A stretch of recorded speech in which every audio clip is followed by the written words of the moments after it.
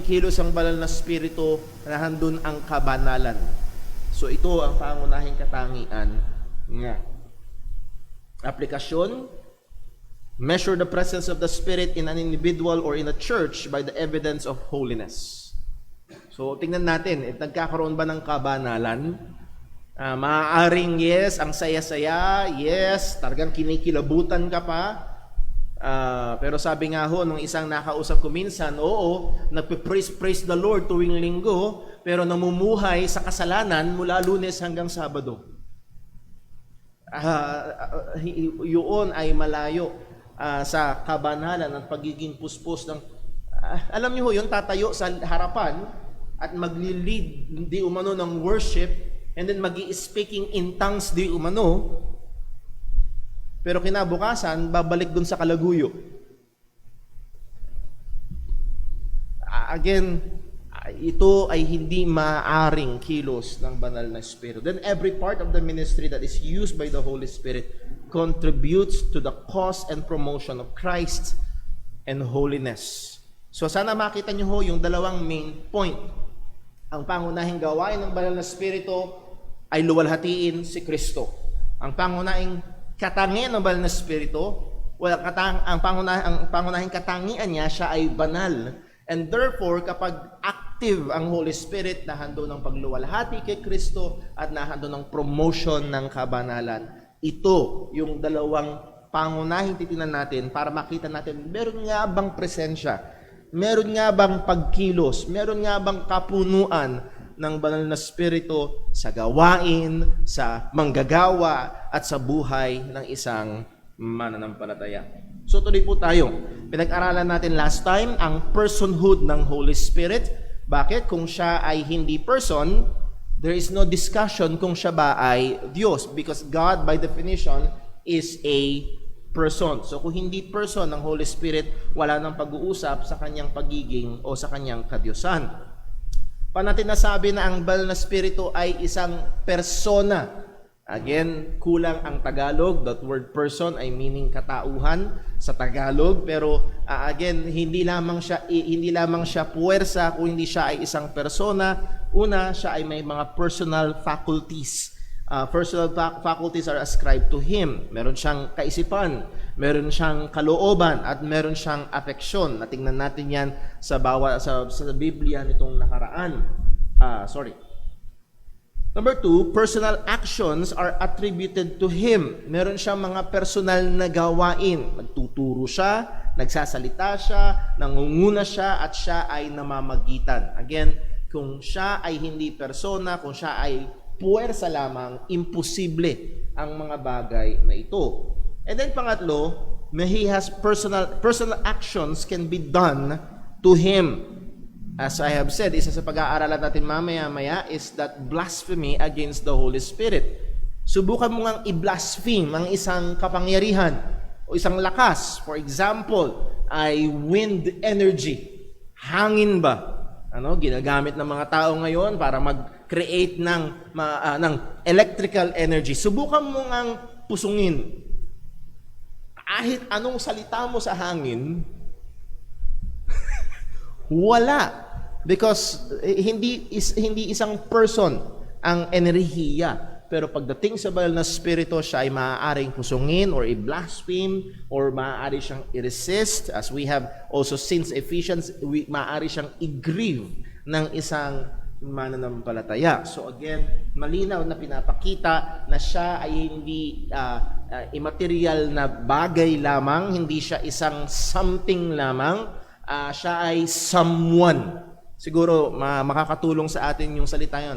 Ang banal na Espiritu ay hindi something as in immaterial force, but someone na maaaring na siya ay may kaisipan, may kalooban, may apeksyon, nagsasalita, nagtuturo, nangunguna, na mamagitan, at maaaring pusungin at maaaring bigyan ng pighatiin. Number next, the personhood of the Holy Spirit ay as we have said, meron siyang personal faculties ascribed to Him, personal actions are attributed to Him, personal actions may be done to Him, And with these biblical truths, we can say and strongly affirm the personhood of the Holy Spirit. So, ipako muna natin itong katotohanan na ito. With this clear biblical truths, yung mga naniniwala na ang Holy Spirit ay something as a force lamang, lakas lamang, puwersa lamang, kapangyarihan lamang, hindi na agad lalapat sa salita ng Panginoon. So we can firmly say and strongly affirm the personhood of the Holy Spirit. Now, ngayon, kung siya ay hindi something at someone, ano siya? Ito ngayon yung tinasasagutin natin. At ang atin hong proposisyon sang-ayon sa salita ng Panginoon ay siya ay Diyos. Siya ay Diyos.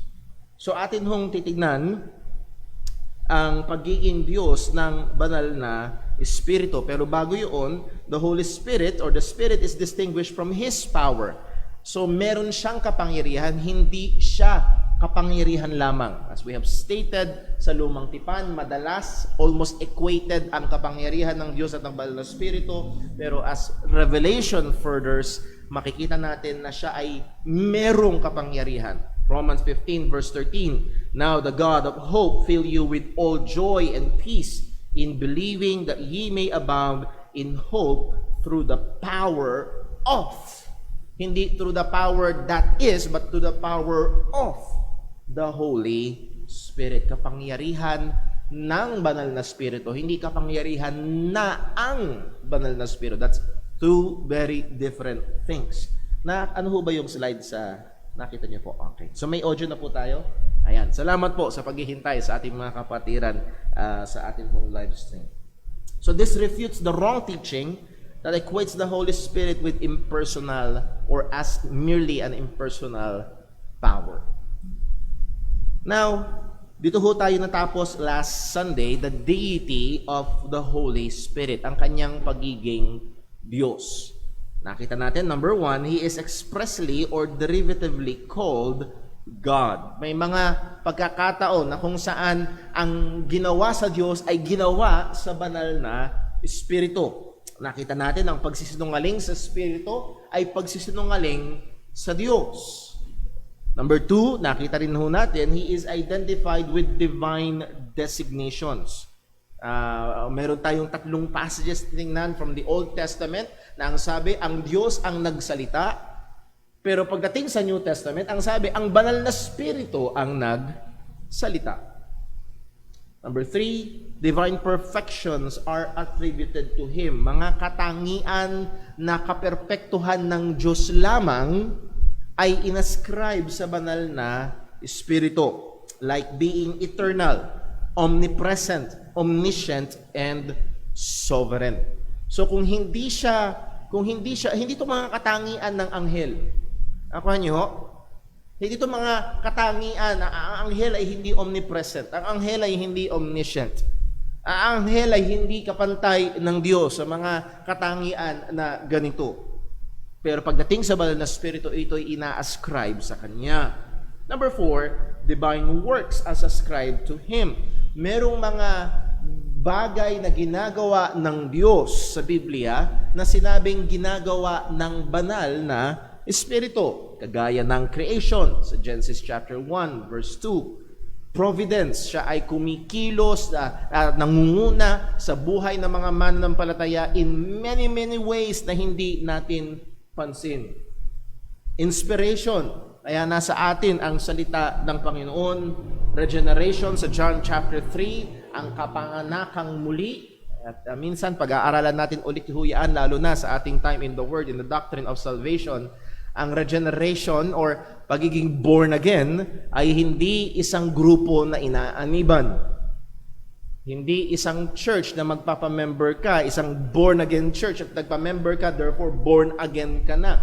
No. Ang regeneration o kapanganakang muli, sabi ni Jesus sa John chapter 3 verse 8, ay parang hangin, hindi mo alam saan galing, hindi mo alam saan pupunta, at ang punto nun, hindi mo kontrolado.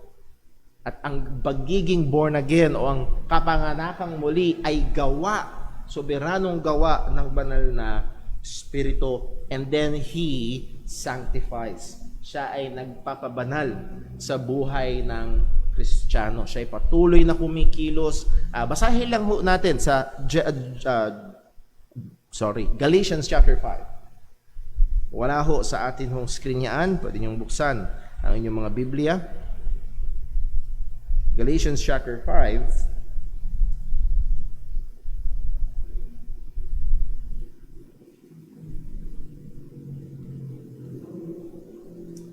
Sumulan ho natin sa verse 19 just to see the contrast. Galatians chapter 5 verse number 19. Ano po ang sabi? Now the works of the flesh are manifest, which are this: adultery, fornication, uncleanness, lasciviousness, idolatry, witchcraft, hatred, variance, emulation, strife, wrath, strife, seditions, heresies, envyings, murders, drunkenness, revelings, and such like. Ang sabi, these are the works of the flesh. And then ang sabi naman sa verse number 22, but the fruit of the Spirit is love, joy, peace, long-suffering, gentleness, goodness, faith, meekness, temperance. Against such there is no law. Again, yung fruit, it is equivalent to the works. Ito yung gawa ng banal na Espiritu sa buhay ng isang tunay na mananampalataya. And all these are Christ-like attitudes or characters. Pagiging kawangis ni Kristo. That is sanctification. Ito yung gawa ng banal na Espiritu sa buhay ng isang Kristiyano. Now, sa time na nalalabiho sa atin, number 5, ito yung hindi natin napag-aralan last Sunday. Number 5, divine honor is given to Him. Divine honor is given to Him. Pag may mga lugar sa salita ng Panginoon, particularly sa Bagong Tipan, na magiging ano yung salitang awkward? Halimbawa, may party, tapos ang theme ng party ay kulay blue, pero hindi nasabi sa'yo, dumating ka nakakulay orange. Mga niyo yan? Sa English nga, you're like a sore thumb, nakalutang ka, nag-iisa ka, parang alangan na alangan ka doon. May mga talata sa Biblia na alangan, napaka-alangan ng banal na Espiritu na nahandun siya kung hindi siya Diyos. At isa ho dito ay itong talata na sa ating harapan sa Matthew 28 verse 19. Ang sabi ay ito, go therefore and make disciples. Yung ESV version pala yung nakopya ko. Nevertheless, go therefore and make disciples of all nations, baptizing them in the name of the Father and of the Son and of the Holy Spirit. Now, ang point mo dyan is that word, in the name. Ang sabi ho ni John MacArthur, commenting in that phrase, the name, the phrase, the name here embodies the fullness of a person. That is, God Himself. Encompassing all that He is, has, and represents. At paliwanag ko lang ho, itong pangalan na ito ng Diyos, bakit ang higpit ng Diyos pagdating sa kanyang pangalan? Huwag mong gagamitin sa walang kabuluhan ang pangalan ng iyong Panginoong Diyos. Bakit may utos na ganun? Bakit? Dahil ang pangalan ng Panginoon ay nagre-represent sa kung sino siya, sa kanyang kabuuan. Paborito kong pinapaliwanag to in this way. Alala niyo ho, sa mga pinikulang Tagalog, madalas sinasabi, huwag mong bibigyan ng kahihiyan ng ating pangalan. Bakit? Anong mahalaga doon sa pangalan? Dahil yun yung nagre-representa sa pagkatao, sa kanyang kabuuan. At ganoon din, sa dating sa Panginoon, ang pangalan ng Panginoon ay nagre-representa kung sino siya, kanyang kabuuan, ang lahat ng kanyang katangian at kaperpektuhan. At ang sabi sa Matthew 28 verse 19, go ye therefore and make disciples, baptizing them in the name. Sa pangalan. Take note, plural singular. Hindi in the names, but in the name. One name, ang sabi, one name of whom? Of the Father, and of the Son, and of the Holy Ghost. kahit isang elementary ay makikita na these three persons, the Father, the Son, and the Holy Ghost, is nag-share or nasa kanila at sila ay nandito sa nag-embody dito sa pangalan na ito, sa iisang pangalan na ito. Can you imagine? Sa pangalan ng Diyos, sa pangalan ng isang tao at sa pangalan ng puwersa. Hindi uubra. At ang punto nito ay it must be, alam natin na sa ating bansa may isang relihiyon na yun ang pinakakapitagang doktrina na si Jesus ay tao lamang. Sasabihin, hindi tao lang, special, pero tao pa rin at ang tao ay napakalayo sa Diyos. Okay? Napakalayo. Hindi mo pwedeng ipantay man lang. No. Napakalayo ng tao sa Diyos. At kung si Jesus ay tao lamang, bakit nandito siya? In the name. And then we have, the pinaka-topic natin, the Holy Spirit. Point, the Holy Spirit is joined with the name that represents everything that God is. And the only possible implication is that the Holy Spirit is indeed God. Siya ay Diyos. So 2 Corinthians 13, verse 13, all the saints greet you, the grace of the Lord Jesus Christ, the love of God, and the fellowship of the Holy Spirit be with you all. Be with you all. At madalas yan, merong amen sa dulo. So again, doon, this is the benediction, yung pag-pronounce ng biyaya, ng blessing ng Panginoon sa mga mananampalataya. And we can see this Trinitarian formula. Pagdating sa, kung meron Trinitarian formula sa baptism, meron Trinitarian formula sa benediction. And there is the Father or the Lord Jesus Christ, the love of God, and the fellowship of the Holy Spirit. So, handun yung kanyang participation in the divine name, and divine honor is paid to Him or given to Him in the sense na siya ay inilalagay doon. Siguro para makuha niyo ho, halimbawa, nagpatawag ng meeting sa Malacanang at ang pinatawag ng meeting ay pinatawag ng 3 sa pinakapoging Pilipino. Okay, lagyan natin sa gano'n. At nahando ng isang kilalang artista. Actually, nahando ng 2 sa pinakasikat, pinaka-hot na artista. And then, naimbitahan ka. Siguro, para magbigay ng contrast at mas makita yun. Inupo ka sa katabi nila. Anong ibig sabihin noon? Nakuha niyo sana alam ko ho na napakakapos ng ilustrasyon na yun. Pero gusto ko lang makita niyo, the Holy Spirit ay nilagay siya doon. In the name of the Father, and of the Son, and of the Holy Spirit. Hindi maaaring siya ay mas mababa. Hindi tayo tritheism na ang pananaw ay ang Father, siya ang pinaka greatest God, Almighty. Si Jesus ay mighty God lang daw. At ang banal na spirito ay, yes God, pero nasa lower. No.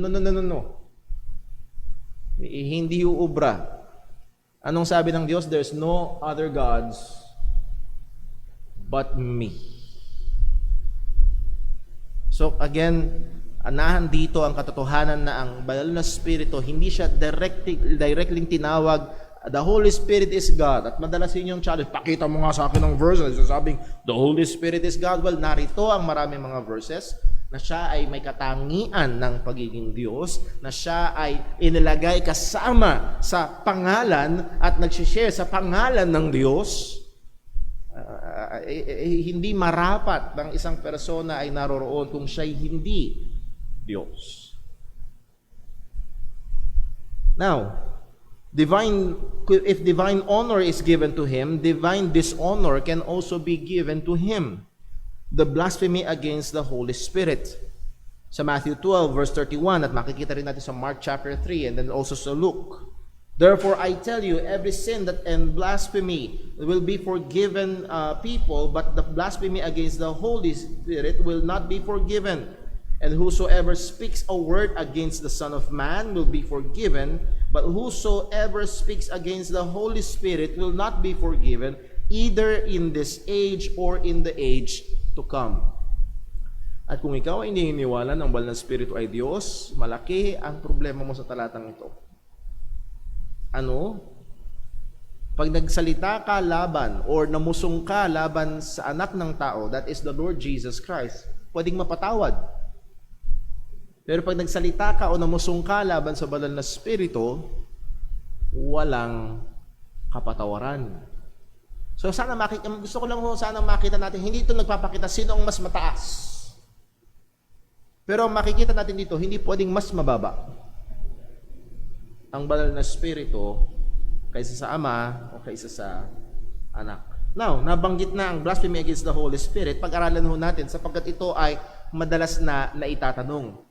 At maaaring, ngayon nyo lang din nabasa yung talatang yun, at maaaring nasa inyong kaisipan, pambihira, ang pamumusong o blasphemy against the Holy Spirit, walang kapatawaran. Ay, paano pag nagawa ko to?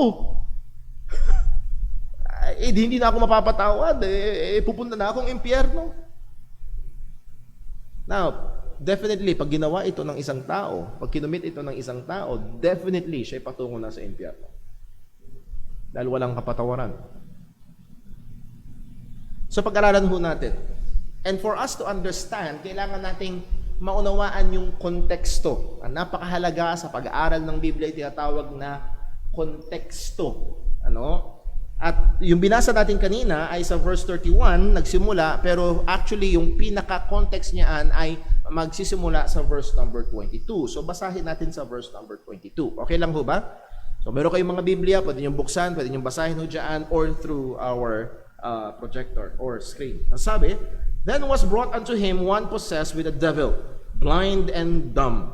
So meron daw dinala sa kanya na inaalihan naman sa mga spirito, at higit sa malamang dahil sa resulta ng pagdating ng masamang spirito sa kanya, siya ay bulag at pipi. So definitely merong kakaiba. Hindi lang ito yung taong bulag at pipi nung panahon ng ating Panginoong Yesus. Definitely merong kakaiba, at isa sa mga katangian niya nga ay bulag at pipi. And he healed him. Alam niyo, napakatindi. Ganun lang sinabi. And he healed him. Pinagaling niya. Hindi magarbo, hindi. Pinagaling niya. Ang sabi, in so much that the blind and dumb both spake and saw. Yung pipi nagsalita at yung bulag ay nakakita. And all the people were amazed. Namangha sila and said, is not this the son of David? At kung kayo ho ay nakasama natin at pamilyar sa terminolohiya ng Biblia, ang itong titulo na ito, the son of David, is a what? Is a messianic title. Isa sa mga titulo ng hinihintay na Mesiyas, ang tinatawag siya na anak ni David. At nung nakita ng mga tao itong himala na ginawa ni Jesus, yung pinalayas niya ang masamang spirito, pinagaling niya yung taong yun, at ang sabi ng mga tao, hindi ba ito ang anak ni David? And that is saying na ito na ang Mesiyas. Ito na ang tagapagligtas. Ito na yung katuparan ng mga pangako. Verse 24, but when the Pharisees heard it, narinig ng mga religious leaders na antagonist ni Jesus. Narinig ng mga religious leaders na hindi naniniwala kay Jesus. Sila ay may sinabi. Narinig nila, ito yung sabi ng mga tao, is that this the son of David? Narinig ito ng mga Pharisees, at ang sabi nila, they said, this fellow that not cast out devils, but by Beelzebub, the prince of the devils. Yung taong yan, kaya siya nakapagpapaalis ng mga demonyo kasi nasa kanya ang prinsipe ng mga demonyo. Kaya niya nauutusan kasi yung boss nasa kanya. Ako niyo? Kasi yung slave susunod sa master. So kaya niya napapalayas yung masasamang espiritu Kasi yung spiritong nasa kanya, yung bossing. At ginamit yung word na Beelzebub pertaining to the prince of the devils, Satan himself. Ano ang sagot ni Jesus? Verse 25. And Jesus knew their thoughts and said unto them, every kingdom. Ito yung reply ni Jesus. At actually, yung reply ni Jesus ay nilagay niya sa, meron siyang dalawang tanong.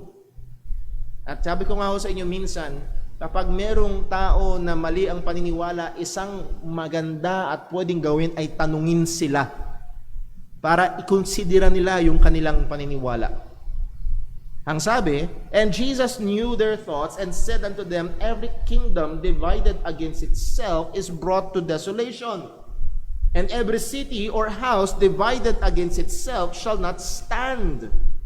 Nakuha niyo yung punto ni Jesus?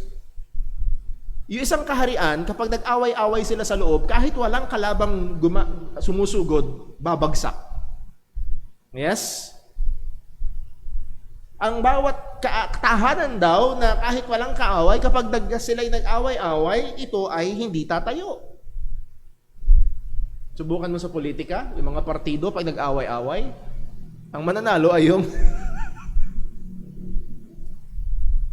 At narito yung isang tanong niya, and if Satan cast out Satan, he is divided against himself. How shall then his kingdom stand? Okay. Ganun ba ang ibig niyo sabihin? Nasa akin si Satanas, kaya ako nauutusan yung mga demonyo ito? Well, kung lalabanan ni Satanas yung kanyang sarili, yung kanyang sariling puwersa, paano matatayo yung kanyang kaharian? Ting! Point number 1. Then, verse 27, pangalawang tanong, and if I, by Beelzebub, sige, pagpalagay natin. Okay? Granting without agreeing. Pagpalagay natin. Sabihin natin, halimbawa, totoo. Na kaya ko nga nauutusan yung mga demonyo ay dahil sa akin ang prinsipe ng mga demonyo. Ang sabi ni Jesus, cast out devils, by whom do your children cast them out? Therefore, they shall be your judges. Hindi lang si Jesus ang nagpapalayas ng demonyo. Ang mga Pariseo, gawain din nila ito. Meron silang mga disipulo na nagpapalayas din ng demonyo. At ang sabi ni Jesus, sabi nyo, nasa akin ang prinsipe ng demonyo, kaya ako nakapagpapalayas, yung mga tagasunod nyo. Kayo, nagpapalayas din kayo, di ba?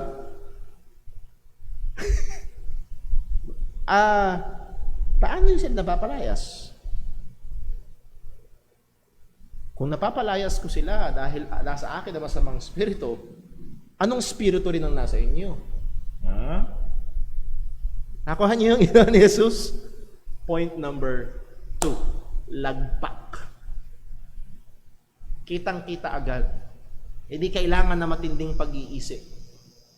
Nandudumilat. Itong, if I may say, desperado. I think it's a desperate statement. Nung narinig nila, tinatawag nilang Mesiya ito. Hindi. Nasa kanyang masamang spirito, nasa kanyang prinsipe ng demonyo, kaya niya napapalayas yan.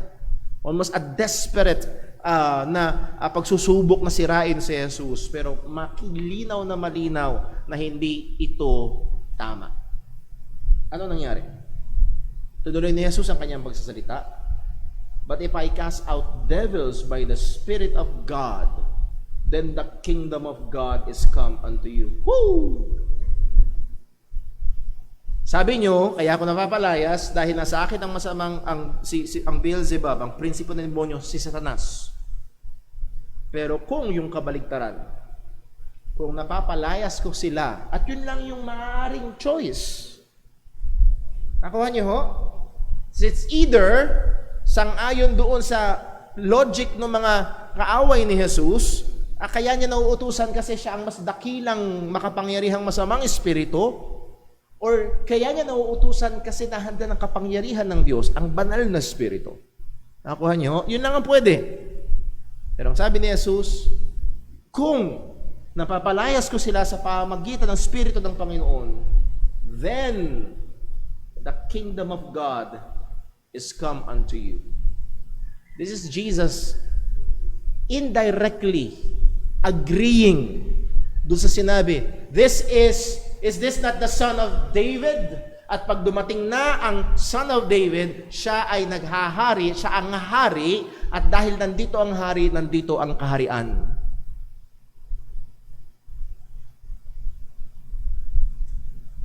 Or else, how can one enter into a strong man's house and spoil his goods, except he first bind the strong man, and then he will spoil his house? Anong punto niyan?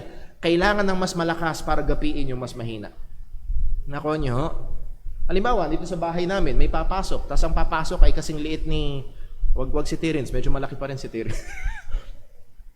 Ang papasok ay isang 5 years old na patpatin. Susubukan akong sipain palabas. Tingin niyo ho, mapapalabas ako? Kahit siguro wala akong gawin, mahiga lang ako, may hirapan siya. Pero kung ang nasa loob ng bahay ay isang patpatin na 10 years old at si Brother Paul ang papasok at tutulak ko siya palabas, kaya ba? Kaya. Ibig sabihin, mas dakila, mas matindi, mas malakas. Kaya napalayas yung masamang espiritu dahil merong mas malakas na dumating. Verse 30.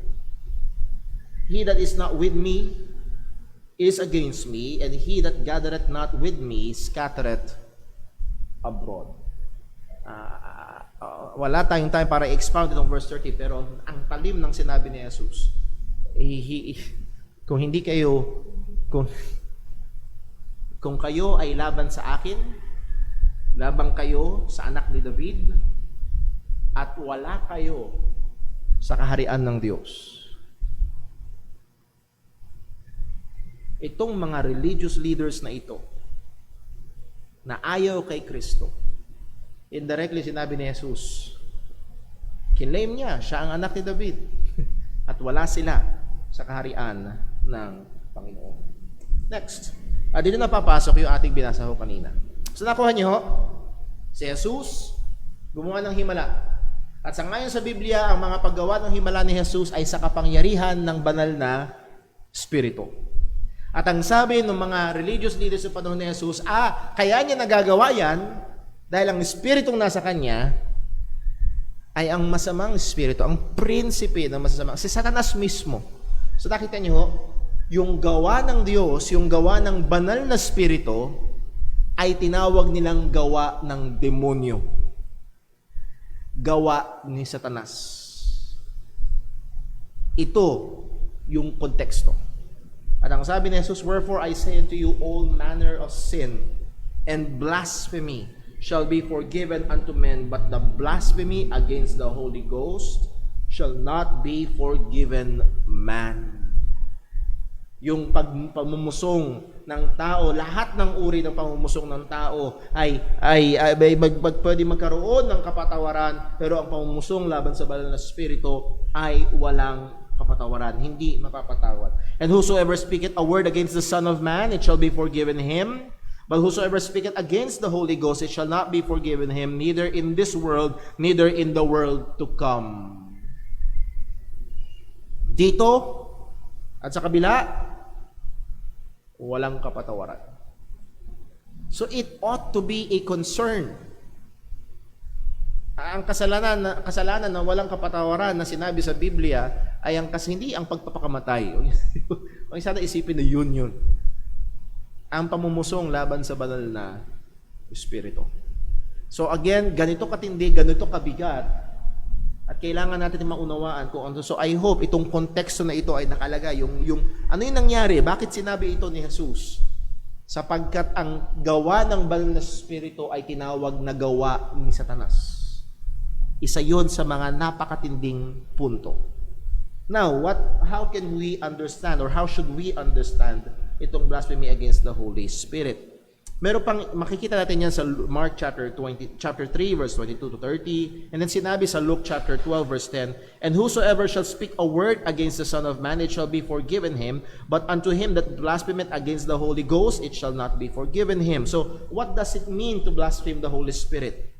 Ito pa isang tanong, are believers able to blaspheme the Holy Spirit? Pwede bang magawa ito ng isang Kristiyano? Ano ito? At pwede ba itong magawa ng isang totoong anak ng Diyos? Now, ilang mga konsiderasyon. Number one, this passage has been misunderstood and misused by many. Maraming maling pagkaunawa, maraming pag-misuse dito sa talatang ito. We must take into serious consideration the context when Jesus said these words. As we did, tingnan natin ano yung context, ano ba yung nangyayari, bakit ito sinabi ni Jesus. Now, there are two general interpretations regarding the blasphemy against the Holy Spirit dito sa passage na ito. Now, these are not the two only interpretation. These are two general interpretations sa mga nag-aaral ng salita ng Panginoon. Number one, there are those who see it as a very specific sin committed in a very specific time, namely the earthly ministry of Jesus Christ. Brother Paul, so ang context niya, nandito si Jesus, at yun ay nung panahon na yun, at merong mga theologians na ikinukulong itong blasphemy of the Holy Spirit, nililimitahan, not the word kinukulong, nililimitahan din itong blasphemy of the Holy Spirit at that context, at that time. Nakuha niyo? Therefore, ang kanilang conclusion ay hindi na ito nagagawa ni numan, Kristiyano man o hindi. Nakuha niyo? Dahil una, wala na si Jesus. So, dahil, nakuha niyo ba yung ibig sabihin? So, sabi nila, itong blasphemy of the Holy Spirit ay nangyayari lamang nung panahon na si Jesus ay gumagawa ng himala sa kapangyarihan ng banal na Espiritu dito sa lupa at sinabi na ito ay kapangyarihan ni Satanas na gumagawa. So, dun nila nilimitahan. So, therefore, it is non-repeatable today by anyone. So, merong mga theologians na ito ang stance or interpretation sa blasphemy against the Holy Spirit. Now, number two, there are those who believe that this sin can be committed today but limited to unbelievers only.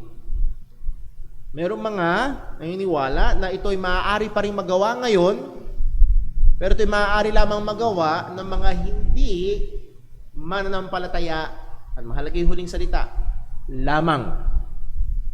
Bakit? Dahil ang mananampalataya ay napatawad na sa kanyang mga kasalanan. Si Brother Paul, katadong, Brother Paul, saan ka dyan sa dalawang yan? Ako ho ay more leaning doon sa pangalawa. I will not be dogmatic. Kung pipiliin mo sa pag-aaral mo, and I hope pag-aralan nyo, hindi lang mini mo, ay mas madaling ipaliwanag yung one. Doon na lang ako. Hindi ho. I hope talaga tignan nyo, pag-aralan nyo, i-consider nyo, mayroong mga points parehong sinasabi. Pero mas leaning ako doon sa pangalawa. Tingnan natin. No, there are blasphemers in the Bible that has been forgiven. Merong mga nag-blaspheme. Isa dito ay si Apostol Pablo sa 1 Timothy 1 verse 13. Ang sabi, who was before siya mismo umamin, I was a blasphemer and a persecutor and injurious, but I obtained mercy because I did it ignorantly in unbelief. I can say two things. Most likely, ang blaspheme ni Apostol Pablo, bago siya naligtas, ay ang pangalan ni Jesus. Kasi siya ay persecutor ng mga followers ni Christ. So you may blaspheme the Son of Man, may kapatawaran. And then, pangalawa, ang sabi, this is the big difference. Paul did it ignorantly in unbelief. Ignorante, hindi niya alam. But the Pharisees did it in front of the undeniable evidences that Jesus is the Messiah. Nakuha niyo ho? Yung mga normal na tao, nakita nila ang ginawa ni Jesus. Okay? Ulitin ko. Yung mga para ho bang ganito? Yung normal na tao, nakita na wag na lang si Bernard. Ikaw sana gagawin kong halimbawa, pero dahil birthday mo kahapon, safe ka. Si Tristan. Tinignan mo pa lang si Tristan, halimbawa lang, Kuya Tristan, halimbawa lang. Tinignan ko pa lang si Tristan, mukhang may sakit. Talagang mukhang may sakit kasi may malaking bukol dito eh. Ha? Ako nyo, may malaking bukol dito na mas malaki pa sa ulo niya. Tingin ko may sakit. Hindi ako doktor ha. Tapos ngayon, si Brother Gab ay isang doktor. As in, pakatong-patong ang mga degree niya bilang doktor, kinikilalang specialist sa buong mundo. O niyo ho? At tinignan niya si Tristan. Wala akong nakikitang problema. Kuha niyo ho? Narito ang mga normal na tao, nakita ang ginawa ni Jesus at sabi nila, hindi ba ito ang anak ni David? Ang sabi ng mga relihiyosong tagapanguna na mas may alam sa mga sinabi at pangako ng salita ng Diyos tungkol sa darating na Mesiyas. Ay, sa diablo yan. Kaya niya napapalayas kasi nasa kanya si Satanas. Hindi lang na basta binaliwala. Sinubukan pa nilang hindi ho itong mga taong kulang sa ebidensya. Hindi ho. Hindi ito yung mga taong hindi nila nakita. Itong mga Pariseyo na ito sa harapan ng hindi maikakailang ebidensya, malinaw pa sa siliwanag ng araw, sinabi nila na itong ginawa ni Jesus ay gawa ng demonyo. Nakikita niyo yung bigat. Sabi ni John MacArthur in commenting dito sa passage na ito, those who spoke against the Holy Spirit were those who saw His divine power working in and through Jesus, but willfully refused to accept the implications of what that revelation and, in some cases, attributed the power to Satan. Many people had heard Jesus teach and preach God's truth as no man had ever thought. Yet they refused to believe him. They had seen him heal every kind of disease, cast out every kind of demon, and forgive every kind of sin. Yet they charged him with deceit, falsehood, demonism. In the face of every possible evidence of Jesus' messiahship and deity, they said no. Sa harapan ng lahat ng napakalinaw na ebidensya, they said no. Hindi ito dahil malabo. Ito ay napakalinaw. But they said, hindi lang basta no, sa diablo yan. Nakita niyo ho ngayon, gaano katindi itong ginagawa ng mga Pariseo laban kay Jesus. Laban sa Banal na Espiritu. Point, in both interpretation, there is a single common factor. That is, ano yung common factor? Ikaw man ay doon sa 1 or sa 2. Ano ito? A willing, persistent, and unrepentant resistance or opposition against the Holy Spirit and His message concerning Christ as the Messiah in front of undeniable and clear evidences. Ito ay, ang common factor ay ito, mayroong kusa, tuloy-tuloy, hindi pinagsisisihan na paglaban sa Banal na Espiritu at sa kanyang mensahe patungkol kay Kristo bilang tagapagligtas o bilang Mesiyas sa harapan ng hindi maikakaila at napakalinaw na mga ebidensya. At isang mahalaga na katotohanan dito, this is done only, or this is done by unregenerated or unsaved individuals only. Naalala ko ho yung many years ko na nabasa, ang isa sa dahilan kung bakit yun sa interpretation number 1, exclusive lang sa panahon ni Jesus, dahil sa panahon lang ni Jesus makikita yung ganung katinding mga himala at ebidensya, which is wala ngayon. Pero again, I believe may mga pagkakataon na mayroong mga tao alam nilang totoo ang ebanghelyo. Malinaw na sa kanila. Hindi nila kina-question kung totoo bang namatay si Jesus sa krus. Hindi nila kina-question kung totoo bang nabuhay si Jesus nabuhay si Jesus mula sa mga patay. Alam nilang totoo, malinaw sa kanila. But they said no. Hindi lang yun, kanilang nilalabanan at sinusubukang sirain.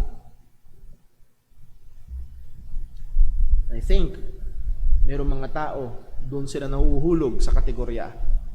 They are blaspheming against the Holy Spirit. Now, paano natin i-define ho ito?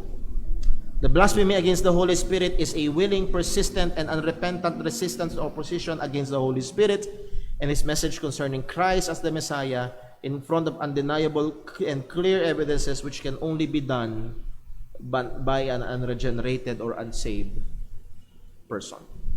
So dito masasagot na ho yung isang tanong, pwede ba itong gawin ng isang Kristiyano? No. Bakit hindi ito magagawa ng isang Kristiyano? Kasi nakatahan sa kanyang banal na spirito. Hindi uubra. And by definition, ng isang Kristiyano ay nananampalataya sa Ebanghelyo. Brother Paul, kung dating nananampalataya sa Ebanghelyo, pero ngayon biglang, well, again, as we found sa salita ng Panginoon, ng totoong Kristiyano ay nagpe-persevere sa faith. Kapag iniwan, 1 John 2:19, they went out from us because they were not of us. Kung sila'y umiwan sa pananampalatayang Kristiyano, nagpapakita na hindi talaga sila naging Kristiyano. So by definition ng Kristiyano sa Biblia, walang dating Kristiyano. Maaring dating Baptist, maaring dating pang pastor, pero hindi Kristiyano. Sabi ni John Piper in his giving sa kanyang pagdidil dito sa unpardonable sin or unforgivable sin ng blasphemy against the Holy Spirit. Ang sabi niya, the unforgivable sin of blasphemy against the Holy Spirit is an act of resistance which belittles the Holy Spirit so grievously that He withdraws forever with His convicting power, so we are never able to repent and be forgiven. Sa ibang angulo niya tinignan na pag nag-blaspheme sa banal na spirito, the Holy Spirit withdraws any na pagkilos niya doon sa taong iyon para siya ay dalhin at iimbitahan, nagyayahan kay Kristo. Therefore, hindi siya makapatawad sa kanyang mga kasalanan. Application. Number 1. Mahalaga yung number 1. We are never to be judged who are guilty with this serious sin. Hindi natin kayang humatol. Kung ang yung position ay yung number 1, doon lang sa time ni Jesus, okay, wala nang usapan ngayon. Pero ang position mo sa number 2, pwede pa rin mangganap ngayon, wala tayo sa posisyon para humatol sa tao, yan, namusong na sa banal na spirito yan, hindi naman si save yan. Hindi natin alam. Hindi natin alam. Number 2, to the unsaved. Bakit? Dahil ito ay pwede lang magawa ng isang taong hindi ligtas. To the unsaved, never play with the sin of unbelief. Kung meron dito na hindi ka pa mananampalataya ni Kristo, kung meron dito, alam mo ang Ebanghelyo, alam mo na si Jesus ay namatay para sa kasalanan at muling nabuo, alam mong ito ay totoo, pero hanggang ngayon, hindi ka sumasampalataya, huwag kang makipaglaro. Huwag kang makipaglaro. Seryosong kasalanan ng hindi pagsampalataya. Huwag mong isipin na ang Diyos ay parang tindero sa palengke. Isda kayo dyan, isda, tapos nilagpasan mo, wala kang magagawa. Isda, sino may gusto? No. Siya ay hari na nag-uutos, magsisika at manampalataya. At kung hindi ka nagsisisi at ayaw mong sumampalataya, nagkakasala ka laban sa Diyos. At yun, galit ang Diyos. So huwag mo isipin baka hindi ko pa naman nagagawa yung blasphemy against the Holy Spirit, pwede pa rin sa susunod, doon na lang ako, magsisisi sa bandang huli. No. Ang hindi pagsampalataya sa ibang, maging sa mga batang naririto, listen, mga batang naririto, huwag kang makipaglaro, huwag mong isipin, bata pa naman ako, Brother Paul, marami pa, matagal pa. No.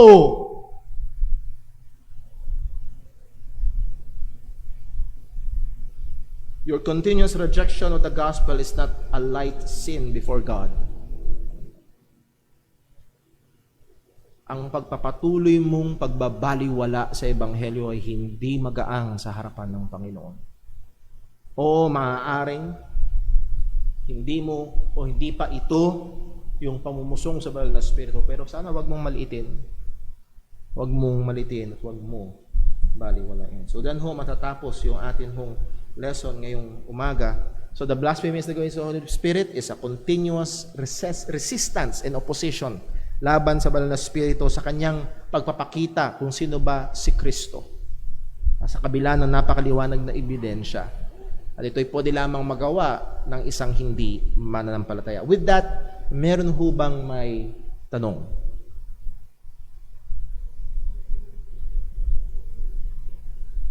Dahil lang ho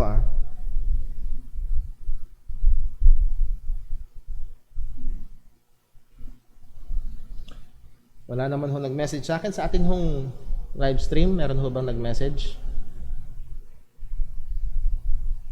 Ito ho, baka meron may tanong. I hope hindi dahil nalabuan, masyadong malabo, Brother Paul. Hindi ko masimulan magtanong. Sana hindi ganun. Sana may nalinawan. Ay, where? That it.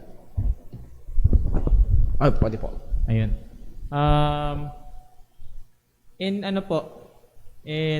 Dahil napapanahon,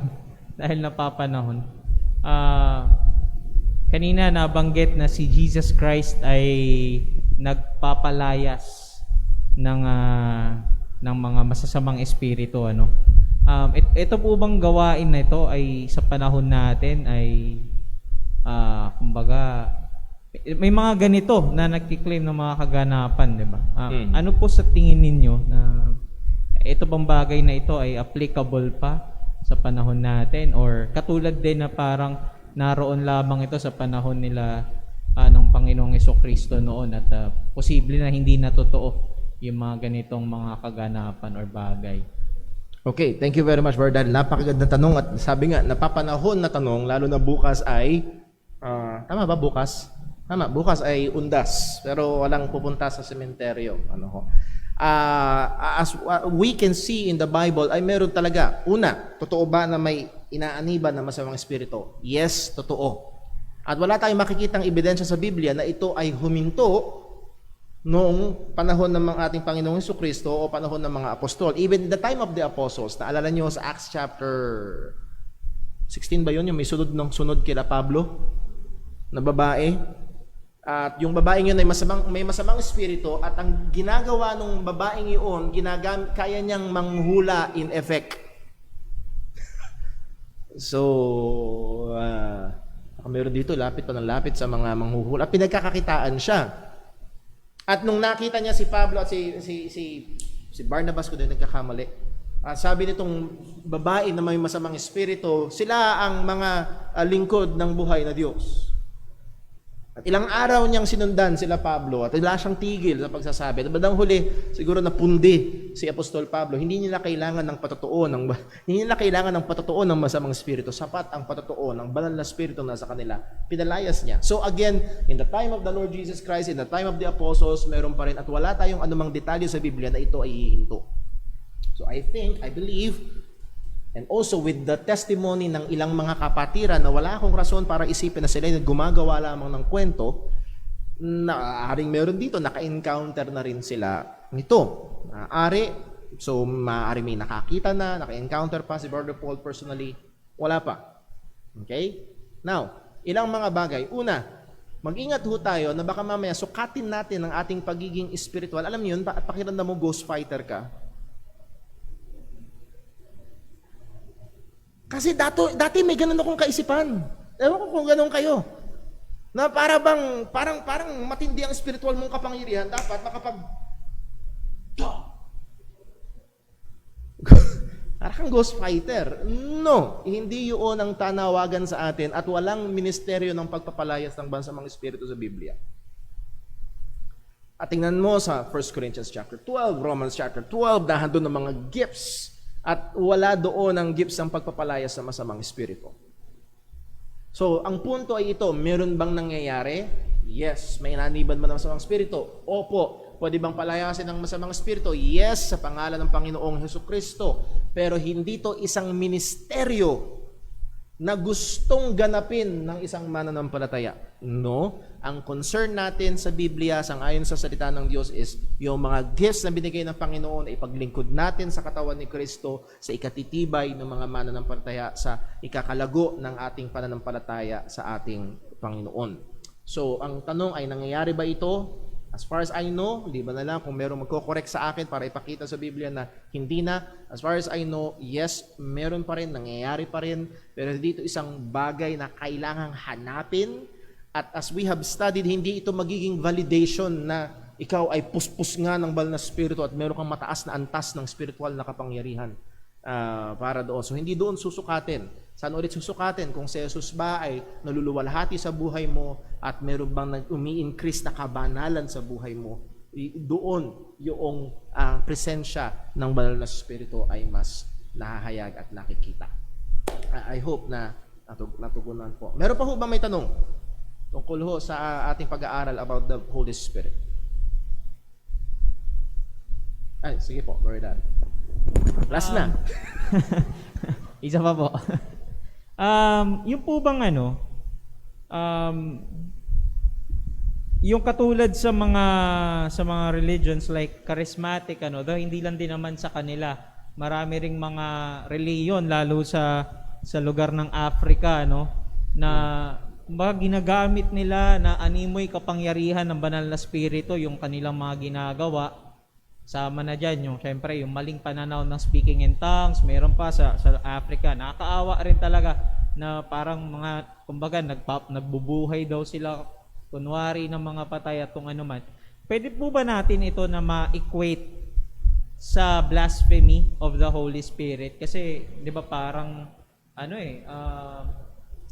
mali yung kanilang paggamit ng kapangyarihan ng banal na spirito. Okay, thank you po. Narinig niyo na yung tanong, hindi ko na uulitin. Pwede bang ma-equate itong mga mali? As we have said, nung panahon ni Jesus, ang isang napakatindi ay yung gawa at kapangyarihan, malinaw na gawa at kapangyarihan ng banal na spirito, sinabing gawa ni Satanas. Sa panahon natin ngayon baliktad, maraming gawa ni Satanas ang sinasabing gawa ng banal na spirito. Nanginig, bumulagta, umalulong, kung ano-ano pa, gawa daw ng banal na spirito, which is wala sa Biblia. Ang punto ho, ang tanong is, may equate ba sa blasphemy against the Holy Spirit? I would say no. Why? Dahil ang mga nasa ganung gawain ay tingin ko maaari pa ring maligtas. Now, I'm speaking generally as a whole. Okay? Maaari ba? As I've said, mas leaning ako dun sa second interpretation. Pwede pa ring magawa ito ngayon. Pwede pa ring makumit ng isang tao. Maaari bang within those organizations na tumatawag na kung ano-anong spirito at ine-equate sa banal na spirito, maaari bang meron nang nakaganap ng blasphemy against the Holy Spirit? Maaari. Pero hindi ko ho i-generalize na ang buong grupo na ito o buong dami ng tao na ito ay nag-blaspheme na, because that will say na they are unforgivable and on their way to hell. So, as I've said, hindi natin kayang, at tingin ko hindi marapat at wala tayo doon sa kaalaman at wala tayong impormasyon na sapat para hatulan ng isang tao na siya ay nag-blaspheme na sa Holy Spirit, therefore wala nang kapatawaran at siya ay patungo na at sigurado sa kapahamakan. So, siguro doon ko sa ganung kaparaanan ko sasagutin. Thank you. At siguro doon ho magtatapos sa ngayon ang ating Sunday School at tayo ho ay lumapit sa Panginoon sa panalangin. Panginoong Diyos, aming Ama sa langit, salamat po. Tunay, kulang ang aming kaalaman. Tunay, marami pa kaming dapat matutunan tungkol sa iyo, lalo na tungkol sa banal na spirito. At tulungan mo kami, O Diyos. Alam namin nandun ang aming karupukan at may mga pagkakataon sa aming pagkatao ay madaling mahatak, mahikayat ng mga kamangha-manghang mga bagay. But Lord, help us to be firm sa iyong salita. Iangkla mo kami sa katotohanan mo upang huwag kaming matangay ng kung ano-anong hangin sa paligid. At Ama, ikaw po nawang patuloy na maluwalhati sa aming mga buhay at aming pong hiling. Kung meron man po sa aming kalagitnaan ngayon na alam niya ang ebanghelyo, naririnig niya at alam niyang totoo ang ebanghelyo, ngunit siya'y nananatili pa rin sa hindi pagsampalataya, mahabag ka po. Buksan mo ang kanyang mga mata, bigyan mo siya ng liwanag at makita niya si Kristo na tanging tagapagligtas ng makasalanan at siya'y sumampalataya. Salamat po sa bawat isang naririto. Salamat po maging sa aming mga panauhin. At ikaw po, Panginoon, mapatuloy na kumilos at katagpuin mo ang bawat isa sa iyong salita, lalo na sa pangangaral po, mamaya. Lahat ng ito'y dalangin namin sa ngalan ng aming Panginoong Hesukristo. Amen. Nadako ho tayo sa ating break time at panatilihin natin yung ating physical distancing, panatilihin natin yung pagsuot ng face mask. At pwede pa rin tayo ini-encourage ko mag-fellowship. Salamat sa Diyos, marami akong nakikita ngayon na matagal nating hindi nakita at hindi nakasama. At hindi ho mas mahal ang ticket sa harap. Actually, walang ticket. Pwede ho kayong mag-move forward, pwede ho yaan. Pwede pa rin tayo magdagdag ng ilan ho dito. At tayo ho pero panatilihin pa rin natin yung ating physical distancing. God bless po at break time po tayo ng 10 minutes.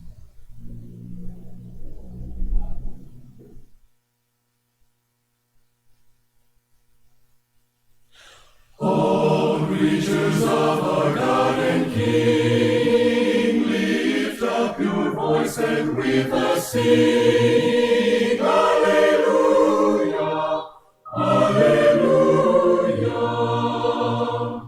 The burning sun with golden beam, the silver moon with softer gleam. Oh, praise Him. Oh, praise Him. Hallelujah.